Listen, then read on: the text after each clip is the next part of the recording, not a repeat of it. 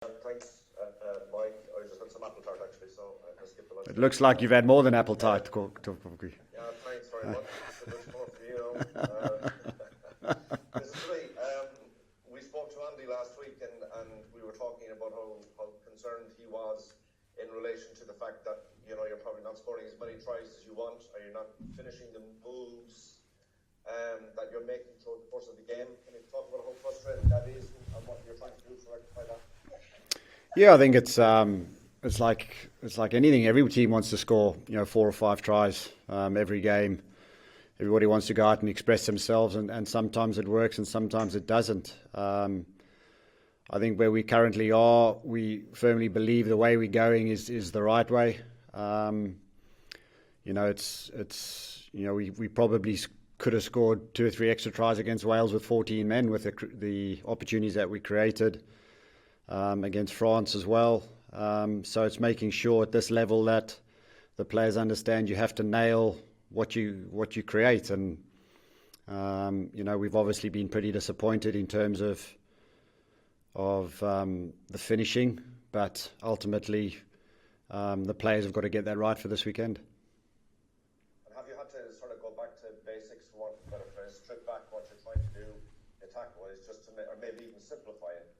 No, not at all. I just think we carry on doing what we're doing. That's like I've always said, it's a decision-based game. Rugby is about decisions you make, and we're happy with what we're creating. It's then the final pass or the final decision or putting ourselves in the right parts of the pitch that can create pressure on the opposition. I don't think we did that well enough against France. So these are all things that the players will have to make sure they get right for the weekend. Thank you. How are you? Good, thanks. Who was that? Paul Walsh from First Media. Hello, Paul. Do you think the criticism aimed at Ireland's attack play has been justified and fair? Yeah, if you're not scoring tries, everybody's got room to criticise, haven't they? So, how many did France score against us? But in the same breath, listen, when you're playing against a Wales side with 14 men, you look back to the Six Nations, the Nations Cup and stuff. We've scored some good tries. We've scored some very exciting tries. The players have done exceptionally well. Circumstances haven't let us do that this campaign at the moment. So that's why the focus is this weekend, making sure that we can get a foothold of the game and go and do what we're good at. And is there confidence amongst the staff that the attack play will improve going forward in the championship? Yeah, it goes game by game, doesn't it? It's you can't control the weather when it comes down, and if it's raining and everything and we don't score tries, you get criticised for that as well. So there's so many factors that come into it too. But for us, we believe that we're going in the right direction. And with all the players available now, injury free, we believe that we can pick a team that can really take a game to Italy. Thank you. Best of luck. Thank you. Hi, Mike. Just wondering, in terms of attack and specifically against the French game, how far away from what you had envisioned or what you had planned in advance did it play out in front of you? Was there a huge gap in what the preparation and the execution? Bits of it. The thing is, you're playing against one of the best defensive sides in the world currently, so you're not just going to go and score a try every single time. They're smart defenders, good work rate, they're well organised. So I think that the big thing for me is the decision making, not necessarily just in attack. It's across the board, and we miss opportunities to really put the pressure on France in terms of playing in the right parts of the pitch as well. So it's not just about the attack. It's making sure that we can change the momentum of the game. And again, there were opportunities where we had in the game to do that and we didn't. So these are the things that we need to be a lot better at.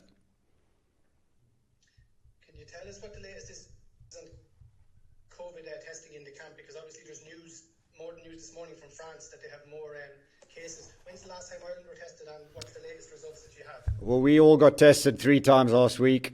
We've had a test this morning. So, again, we are COVID-free as we currently stand. So I think we're very happy with the way things have been going. The players have been exceptional in sticking to their protocols and our protocols.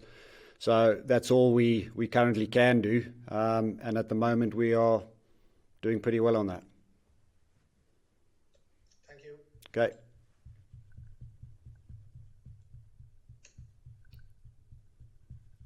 Hey Mike, how's it going?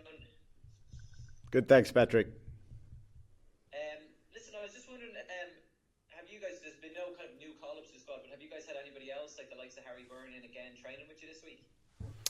No, obviously they were playing for Leinster, so we sent a few players back to go and players that haven't played for a while to go back and play for their clubs. And again, I thought Harry did pretty well on the weekend in those tough conditions and the pitch and everything. So, but no, Harry came in for a day. I think it was last week, 2 weeks ago, whenever it was, 2 weeks ago. I can't remember the days now. So we've had him in and out and stuff. But you know, guys like Harry and Ryan Beard and those guys, you know, they need to play, and the more they can play, the opportunities they get to play, the more they can show what they're about. And everybody has got a chance to train this morning, and there's been no kind of adverse reactions to anybody after training today, is there? No, what I've been told is everybody's fully fit and raring to go. So, which is great. It's always good to start a week with a full squad. And then just the last one for me is just, you know, in terms of, you know, yourself, like, you know, you kind of have to kind of wear it every now and then, as you said, if you guys aren't scoring tries. And is it strange in a bit to kind of see your own name in headlines and you know, in stories, and to all of a sudden kind of you're showing up in stories now? Is that strange for you? Is that just part of the job you have to kind of live with? I'm not sure how to answer that one. Put it this way: I haven't seen one headline. I haven't read one article. So, I'm doing my job, and I thoroughly enjoy my job, and that's how I've got to do the job. I can't get influenced by any other thing. So, you know, my job is working with the team and making sure that we perform. And unfortunately, we haven't done that to the standard that everybody else expects us to. So, and we expect to. So, from that point, I'll continually doing that role, and don't worry about the stories outside of everything. Cheers, Mike. Thank you. Hi, Mike. It's Ruth Gorman here. Hi, Ruth. Hope you're well. Hi.